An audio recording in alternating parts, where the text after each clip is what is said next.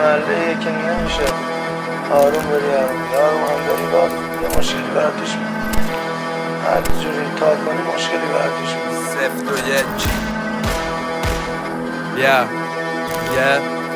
لیل مزون آن دبیت 390 کارتلی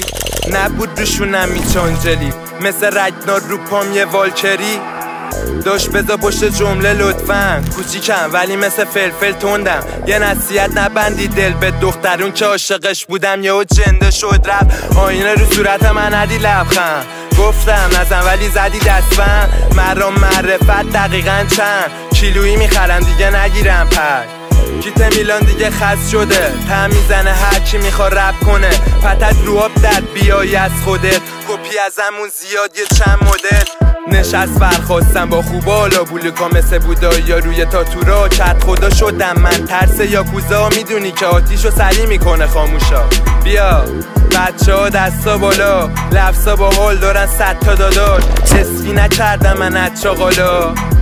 بچه ها دستا بالا ناموس تو میگم مثل اسپارتاکوس مزون داره توی بیتاش جادو جلوم زد حتی شیطان زانو وقتی دب باشم میاد تهران بارون بس مفری قاف میدم پله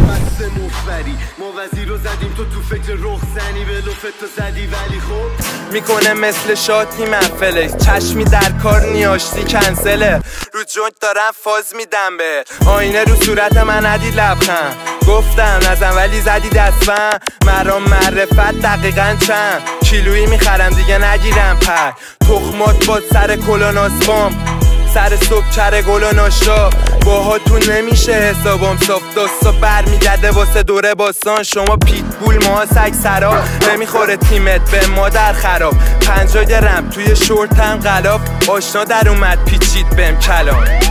چشید پسر به جل نشست قد پانچته داشت یه بیت من مزون بد میگاد مثل زلزلت داشت یه اژدهاست پشت کرکرم Damn, Russ, I'm cooking hard.